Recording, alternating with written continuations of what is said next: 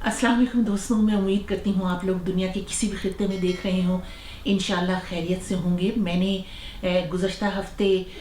एक माहिर नफ्सियात से इंटरव्यू किया था जो इस बारे में था कि कोरोना की वजह से जो ज़हनी अमराज पैदा हो रहे हैं और बढ़ रहे हैं उनसे कैसे निपटा जाए। आप लोगों ने उसे पसंद किया, इसका बहुत शुक्रिया और आप लोगों की राय मुझे मिलती रहती है।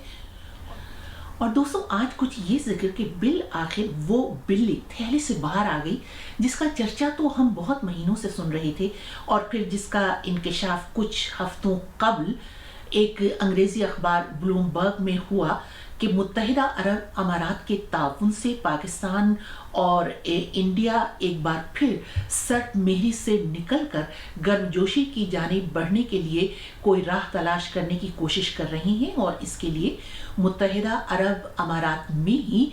पाकिस्तान और भारत के खुफिया फौजी इदारों के आला एहलकारों के दरमियान मुज़ाकरात यानी गुफ्तगू हो रही है। और फिर इसका एक नतीजा ये हमारे सामने आया कि कश्मीर में जंगबंदी लाइन पर दोनों जानिब से तोपों को खामोश करने का फैसला हुआ और दोनों अतराफ में जो जानों का ज़िया हो रहा था वो बंद हुआ और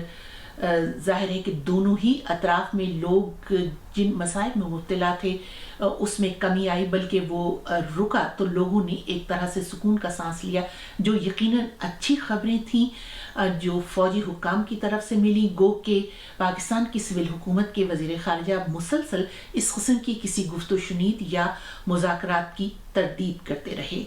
और फिर गुज़श्ता हफ्ते हमें ये खबर मिली कि पाकिस्तानी फ़ौज के सरबराह यानी चीफ साहब ने 30 के लगभग सहाफ़ियों और चैनल के एंकरों को दावत इफ्तार पर बुलाया। ये दावत कोई 6-7 घंटे जारी रही, जिसके दौरान उन सहाफ़ियों को मुल्क की सिक्योरिटी पॉलिसी के बारे में ब्रीफ किया गया कि उस पर क्या गुफ्तगू हुई है या उसमें क्या तब्दीलियाँ लाई गई हैं, क्या पॉलिसी तैयार की गई है। और फिर आखिर में कुछ सवाल जवाब भी हुए। सिविल हुकूमत और सिविल सोसाइटी से बाला ही बाला ये भला किस महज़्ज़ब जमहूरी मुल्क में होता है। इससे क़त्ल नज़र के साबिक़ वज़ीर आज़म नवाज शरीफ तो ये सब कुछ सन 99 से शुरू करना चाहते थे। वो ये भी चाहते थे कि भारत से करीबी तिजारती ताल्लुकात कायम किए जाएं, जिसके दौरान कश्मीर के क़ज़िये समेत दोनों मुल्कों के दरमियान अहम तस्फिया तलब मसाइल पर, इशूज़ पर गुफ्तगू भी उस वक्त तक होती रहे जब तक कि दोनों मुल्कों के दरमियान ये जो मसाइल के अंबार हैं इनकी बर्फ़ पिघल ना जाए।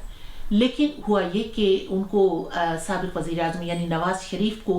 हुकूमत से बेदखल करने का फ़ैसला हो गया। उसके बाद पाकिस्तान पीपल्स पार्टी की भी यही कोशिशें रहीं कि भारत से ताल्लुकात मामूल की जानिब लाए जाएं, लेकिन उसे भी सिक्योरिटी रिस्क करार दिया जाता रहा।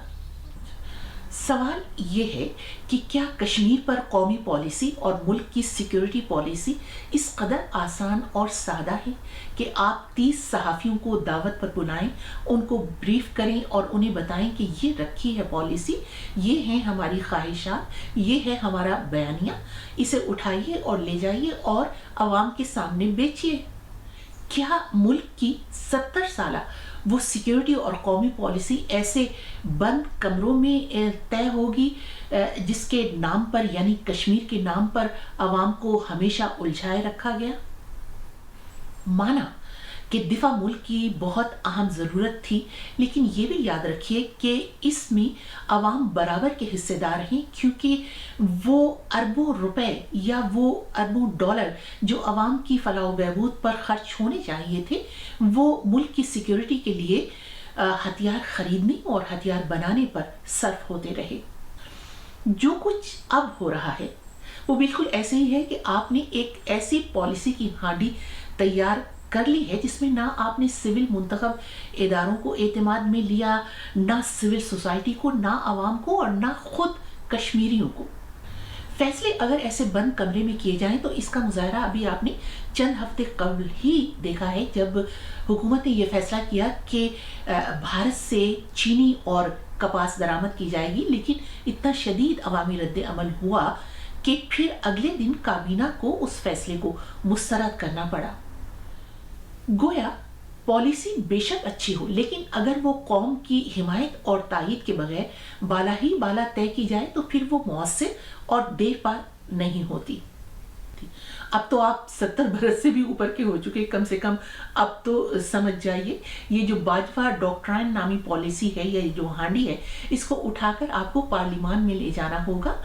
और खुसूसन आपको अवाम और कश्मीरियों की ख्वाहिशात को मद्देनजर रखना होगा और उनसे इस पर मोहरे तस्दीक सब करवानी होगी, ताकि आपके बाद आने वाला कोई ताले आजमा इस पॉलिसी पर वापसी का गियर ना लगा सके और इस किस्म के नारे हमेशा हमेशा के लिए दफन किए जा सकें कि इंडिया का या मोदी का जो यार है वो गद्दार है। सिर्फ उसी सूरत में ये एक ऐसी कौमी पॉलिसी होगी जो देरपा होगी और मुल्क के अच्छे मुस्तकबिल की जामीन बनेगी।